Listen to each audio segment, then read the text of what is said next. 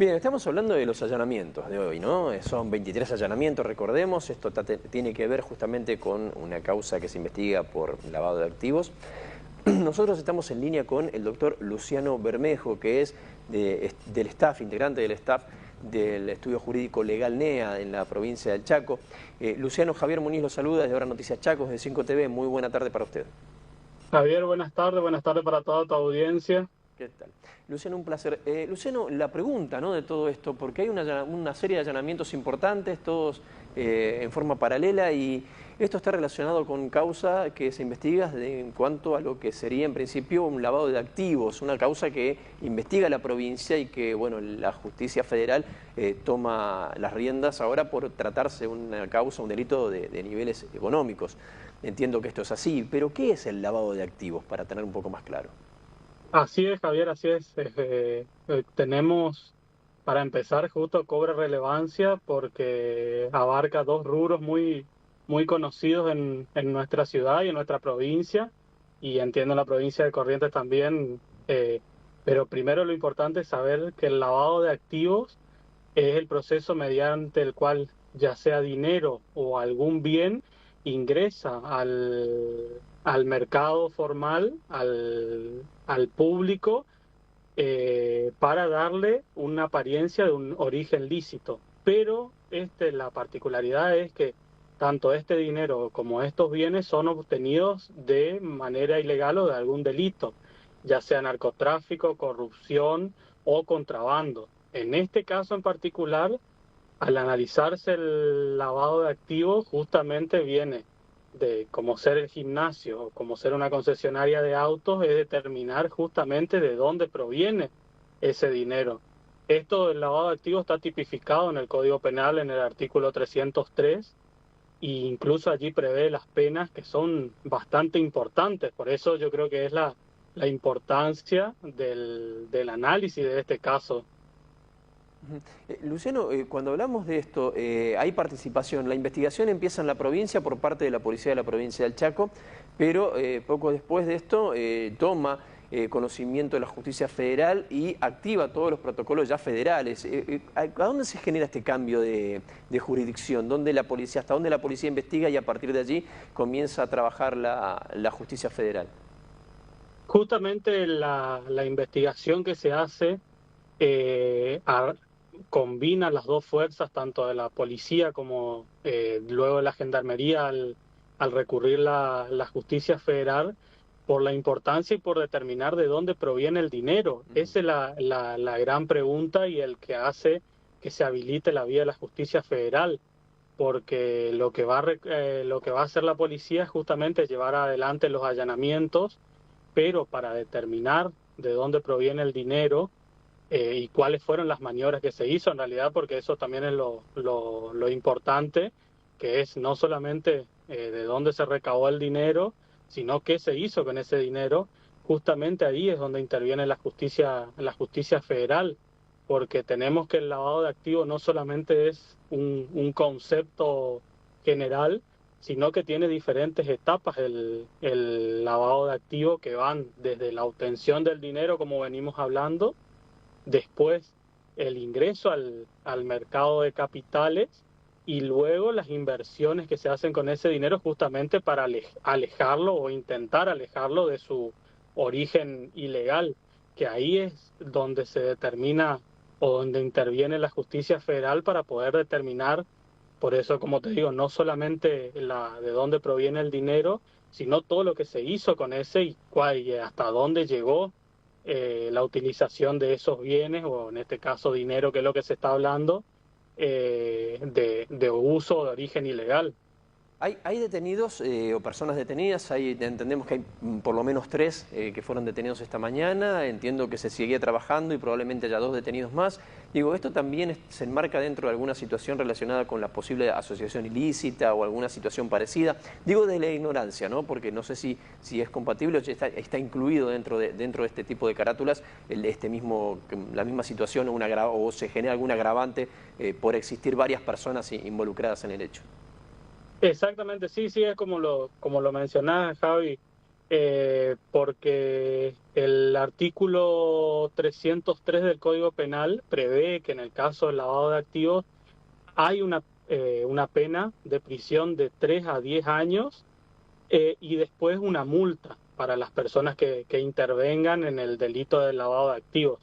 Esto se agrava si se determina que fueron integrantes de una asociación ilícita y determinar cómo era el manejo de esta asociación ilícita.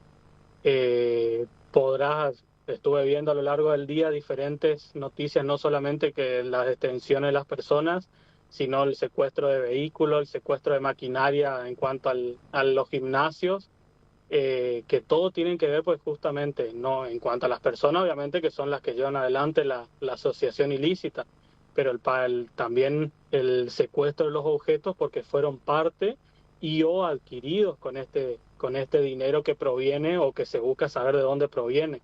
Por eso se toma la medida de la detención de los sujetos que en principio estarían integrando esta asociación ilícita, ya sea porque forman parte de alguna empresa, porque forman parte de alguna sociedad o por algún principio que haya determinado el fiscal y que lo lleve a la detención de estas personas, porque tenemos que considerar que el fiscal al analiza todas las hipótesis que haya y al haber tantas personas intervinientes y se tiene que determinar, hablábamos hoy en un comienzo del origen del dinero y también ahora determinar en qué rol intervino cada persona, porque incluso estuve leyendo que hay investigaciones en estudios contables, en inmobiliarias, Eso te iba a en preguntar. gestorías, entonces todo eso tiene una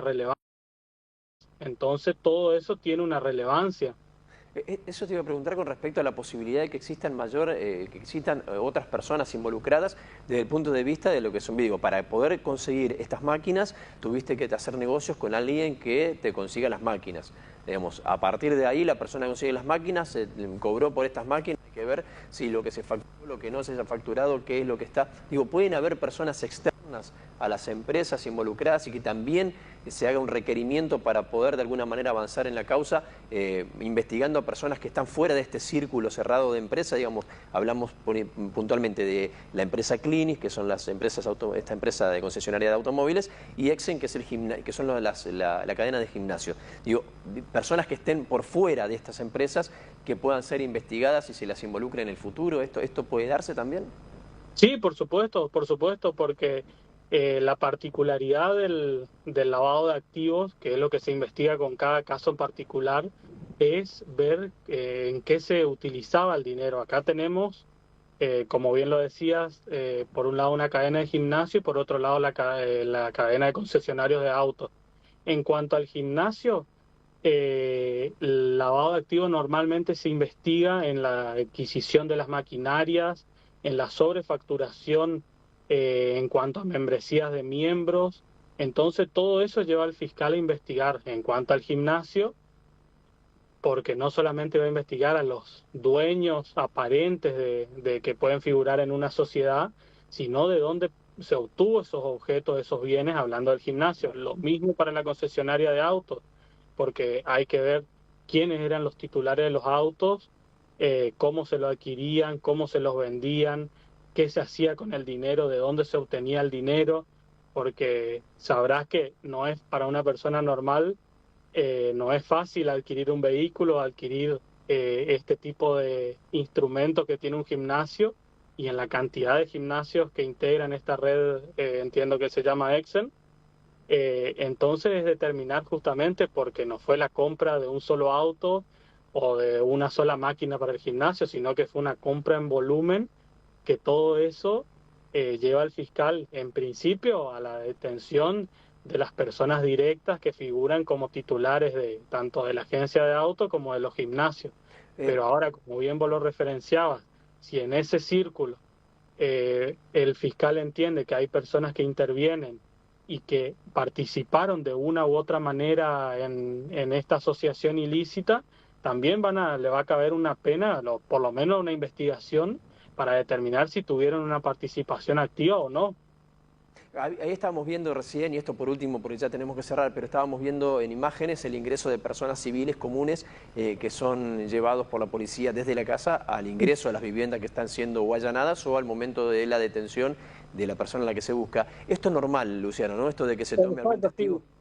Sí, forma parte del procedimiento para testificar, porque justamente como se ingresa en un domicilio particular o se ingresa en una empresa privada, es necesario un testigo, un cierto número de testigos para que presencien el procedimiento, porque justamente no se sabe con qué se va a encontrar, si con solamente papeles, dinero, o qué se va a encontrar dentro de estos lugares allanados.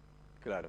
Claro, bueno, Luciano, te agradezco infinitamente este contacto. Muchas gracias por esta comunicación. Déjame agradecerte a vos, Javi, recordar que estamos en Resistencia, en Corriente 1034, en Corriente Moreno 490, y nos encuentran en las redes como Legal NEA.